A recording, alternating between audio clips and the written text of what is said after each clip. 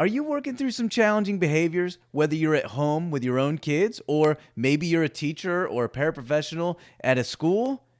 I can tell you from experience myself, behaviors can be very challenging. Behaviors can be very frustrating. Let's talk about the different behaviors and get into what we can do to help them out. It's time to get recharged, people. Behaviors can be very frustrating. So if that's you, you're a little frustrated, maybe the kids in your lives are making you a little bit angry, you're not alone. Let's dive into the different levels of behaviors and talk about them and what we can do to help those kids out. So as somebody who's worked in the school system, specifically with kids with needs, and I have my own kids with their own unique needs, I have some experiences working instructionally, but also with behavior support. When I'm working in a school and I have a teacher tell me this child has a challenging behavior, the first thing I always say is, what does that behavior actually look like? Like, what is your definition of a challenging behavior? Because one person's definition, far different than another person's definition.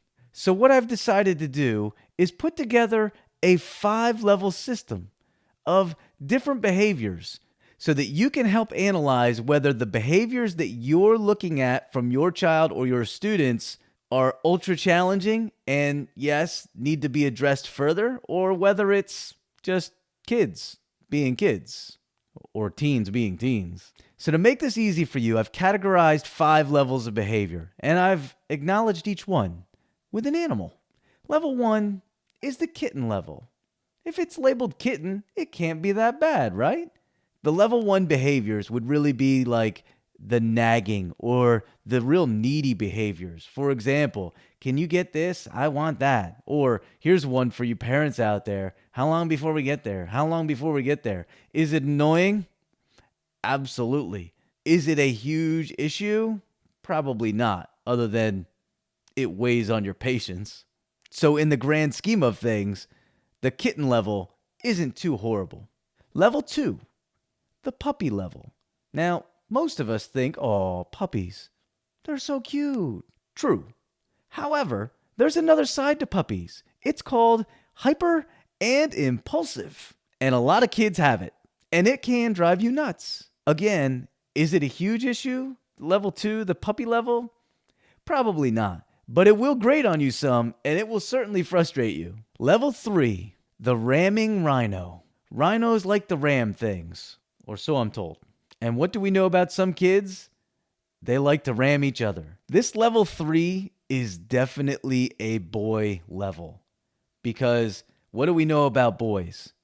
They like to ram each other, wrestle. They like very aggressive kinds of behaviors. But here's the thing. It's not really hostile. They're doing it because, and this will probably be surprising to you, it's a form of nurturance. And you're like, what? If you want to find out more about boy behavior, I'd highly suggest you check out Dr. Michael Gurian's work. He's been at it for decades in the Gurian Institute. But he will tell you, and he labels this himself, aggression nurturance. And a lot of boys have this. It seems odd because it can feel ultra aggressive. But in reality, what do boys do? They come together and they do things of a physical nature, but it's not meant to hurt each other. How many times do boys just wrestle? If they're out on recess, they're banging into each other. Again, it's the ramming rhino. It's not hostile. It's ramming behavior. The final 2 levels are a little more concerning. Level 4 is the lion. We chose the lion because it's got a loud roar and it's got a big bite. In level 4, the behavior is all about verbal, hurtful statements. Disrespectful, vindictive, spiteful. The things as a parent or a teacher that will just hit you at your core. I'm not talking about little things. I'm talking about very disrespectful comments towards people of authority. Parents, staff, it could be coaches, whatever. The last level, level 5, is the dragon. And you're like, that's not a real animal. And I'm like, I know. But I will tell you this. I needed to find an animal that would be destructive, violent, just physical in general. And the dragon was really the best one I could come up with. When we're at level 5, it's obviously very concerning behaviors. It has gotten to the point where this child is gone to physical altercations. Now, I will tell you this. If your child or your student is physical once in a great while, well, that's a little bit more understanding. Not great, but a little more understanding. However, if this is consistent, there's some serious concerns that need to be addressed. So that's 5 levels of behavior. Just to kind of picture for you, at what point do we really need to intervene and provide more support? And it really comes in level 4, the lion, level 5, the dragon. That's where we need to make sure that we're providing more support for these kids. So what do we do? Well, I'm not going to dive into all of those answers in this video, so make sure you subscribe, hit the notice button. That way you can see future videos where we go deeper on each of these. But let me tell you this.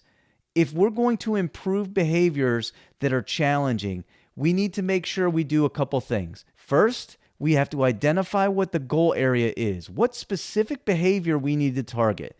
We need to know exactly what the targeted behavior is. Next, we got to figure out what the action plan is. In other words, if you have a child who is becoming violent, we need to make sure that they know what a strategy would be. If I'm really angry and I'm going to do something physical, what is a strategy I can use that will help me to not get that rocket ship to launch?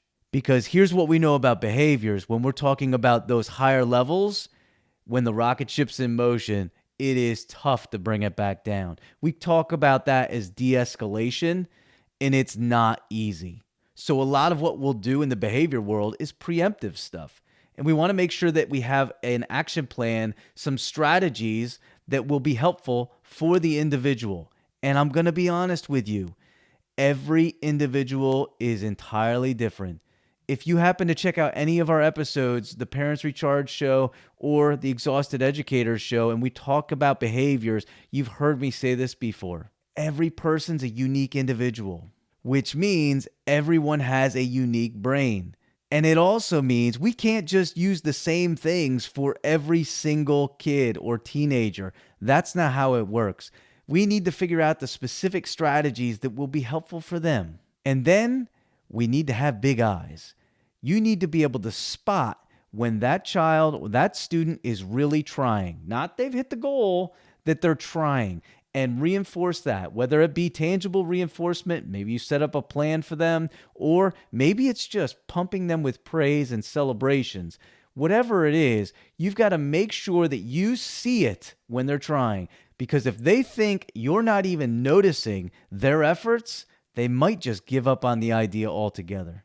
And that's obviously not helpful. So, 5 levels of behavior: kitten, dog, ramming rhino, and then we have the nasty lion and the fire-breathing dragon.